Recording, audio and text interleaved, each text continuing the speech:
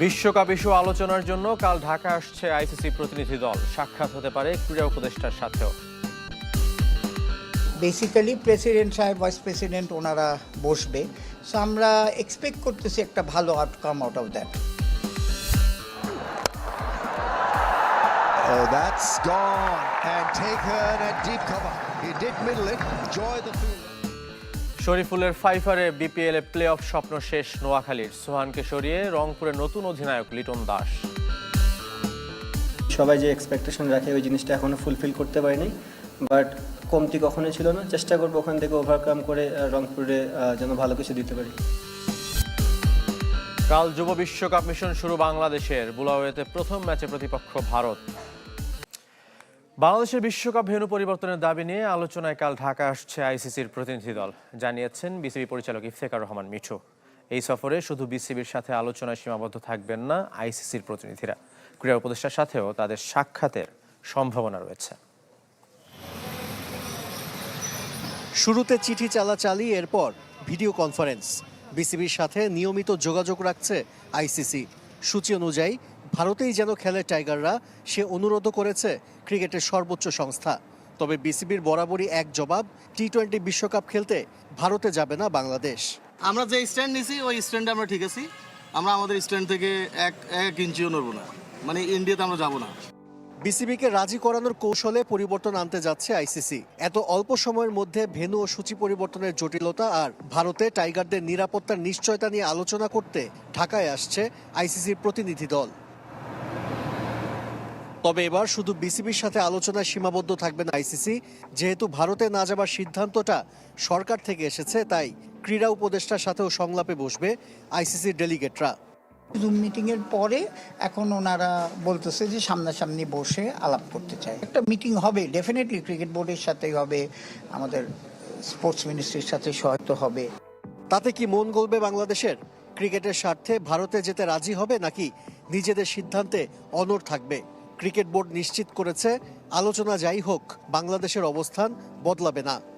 Cricket বোর্ডের আপনি তো জানেন যে আমাদের তো স্ট্যান্ড একটাই, we have not moved from anyway. তো আমরাও সবাই চাই যে কোনো না মানে খেলাটা হোক, cricket should go ahead. So এটা সবার জন্যই ভালো। আইসিসির প্রতিনিধি দলের ঢাকায় আগমনকে ইতিবাচক হিসেবে দেখছে বিসিবি। বাংলাদেশকে ছাড়া টি-20 বিশ্বকাপ আয়োজনের চিন্তা করতে পারছে না সংস্থাটি। এই সফর তারই ইঙ্গিত। আশিক রুদ্র, চ্যানেল 24, ঢাকা। দেশের স্বার্থ বিবেচনায় টাইগারদের বিশ্বকাপে অংশগ্রহণের ব্যাপারে সিদ্ধান্ত নেবে বিসিবি, প্রত্যাশা বিএনপির ক্রীড়া সম্পাদক আমিনুল হকের। নানা নাটকীয়তার পর খেলা মাঠে ফেরায় স্বস্তি প্রকাশ করেছেন সাবেক ফুটবল অধিনায়ক। আমিনুল হকের দাবি, সবশেষ বোর্ড নির্বাচন বিতর্কিত হওয়ায় বিসিবিতে সমন্বয়হীনতা আর নানা সংকট তৈরি হচ্ছে।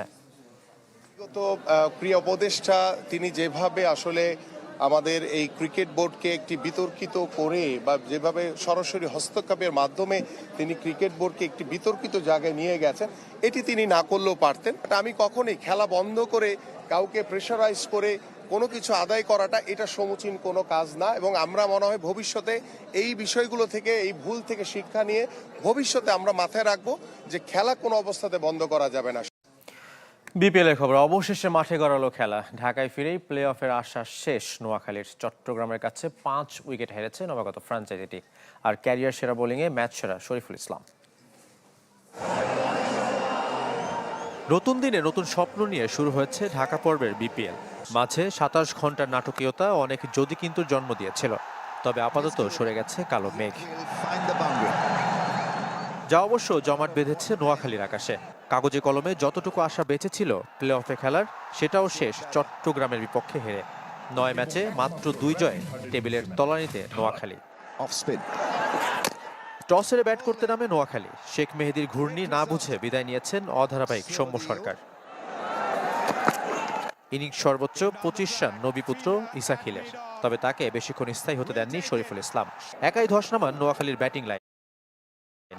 লোয়ার অর্ডারে 4 ব্যাটারকে ফিরিয়ে প্রথমবারের মতো 5 পূর্ণ করেন শরীফুল ইসলাম। বাংলাদেশি পেসারদের মধ্যে বিপিএল এ সবচেয়ে কম 9 রান দিয়ে 5 উইকেট শিকার শরীফুলের। আগের রেকর্ডটি ছিল আবু হায়দার রনির, তিনি দিয়েছিলেন 12 রান। মাঝে শেখ মেহেদীর ঘূর্ণিতে 7 বল আগে 126 রানে গুটিয়ে যায় হায়দার আলীর দল। ব্যাট হাতে এদিনও ইনিংস বড় করতে ব্যর্থ জাকের আলী। ছোট্ট টার্গেটে ব্যাট করতে নেমে 29 রানের মধ্যে 4 উইকেট হারিয়ে বিপদে পড়েছিল চট্টগ্রামও। যে বিপদ আরও বাড়িয়েছে হাসান নওয়াজের উইকেট। মাহমুদুল হাসান, নাইম শেখদের ব্যর্থতা চলমান। এরপর হাল ধরেন অধিনায়ক শেখ মেহেদী।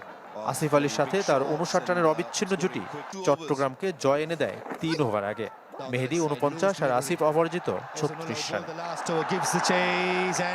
দিনের 2 ম্যাচের জন্য নতুন করে টিকিট কেটে খেলা দেখতে হয়েছে দর্শকদের। বৃহস্পতিবারের টিকিটের অর্থ ফেরত দেবার সুযোগ রেখেছে বিসিবি। শাফাত মিদুল, চ্যানেল 24। এদিকে দিনের দ্বিতীয় ম্যাচে সিলেটের বিপক্ষে ব্যাট করছে রাজশাহী। সবশেষ সংগ্রহ 4 উইকেটে 111 রান। মিরপুরে টস জিতে ফিল্ডিংয়ের সিদ্ধান্ত নেন সিলেট অধিনায়ক মেহেদী মিরাজ। বোলারদের কল্যাণে দারুণ শুরু পায় টাইটান্স। দলীয় 27 রানের মধ্যে 2 ওপেনার সাহিবজাদা ফারহান ও তানজিদ তামিমের উইকেট হারায় রাজশাহী। এরপর মুশফিক ও শান্তর ব্যাটে সাময়িক বিপর্যয় কাটানোর চেষ্টা পদ্মাপাড়ের দলটির। শান্ত 34 রানে ফিরলে ভাঙে 56 রানের তৃতীয় উইকেটের জুটি। গ্রুপ পর্বে এটি সিলেটের শেষ match. Going for the reverse, missed everyone. He's on the reverse shoot to Loud. BPL এ কালও হবে 2 ম্যাচ। মিরপুরে দুপুর 2টায় ঢাকা ক্যাপিটালসের প্রতিপক্ষ রংপুর রাইডার্স, আর সন্ধ্যা 7টায় মুখোমুখি হবে চট্টগ্রাম রয়্যালস ও রাজশাহী ওয়ারিয়র্স। ঢাকা পর্বে নতুন অধিনায়কের নেতৃত্বে খেলবে রংপুর। শুক্রবার ফ্র্যাঞ্চাইজিটির হেড কোচ মিকি আর্থার জানিয়েছেন, নুরুল হাসান সোহানের পরিবর্তে দলের অধিনায়ক করা হয়েছে লিটন দাসকে। এখন পর্যন্ত 8 ম্যাচের 4টি জিতেছে রংপুর। 4 পরাজয়ের 3টি শেষ 3 ম্যাচে। টিম ম্যানেজমেন্টের দাবি, চলতি আসরে নিজের পারফরমেন্স সন্তুষ্ট না হয়ে সোহান নিজেই অধিনায়কত্ব ছাড়ার সিদ্ধান্ত নিয়েছেন। 8 ম্যাচে ব্যাট হাতে মাত্র 30 রান তার। আগামী মাসে জাতীয় দলের বিশ্বকাপ মিশন থাকায় নিজের ব্যাটিংয়ে মনোযোগী হতে চান সোহান।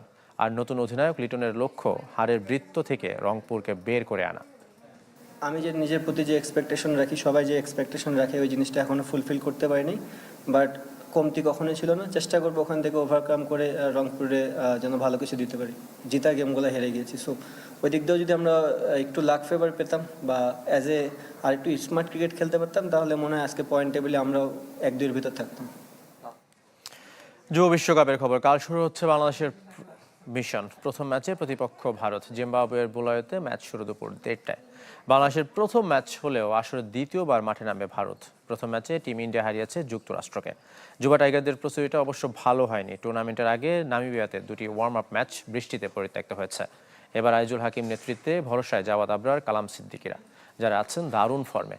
তবে বোলারদের পরীক্ষা নেবে ভারতীয় ব্যাটার বৈভব সূর্যবংশী, আয়ুষ মাত্রেরা। দু দলের শেষ 5 দেখায় 2 জয় বাংলাদেশের। 3টি জিতেছে ভারত। টুর্নামেন্টের সবচেয়ে সফল দল তারা। জিতেছে 5 ট্রফি। বাংলাদেশের নামের পাশে আছে 1 শিরোপা।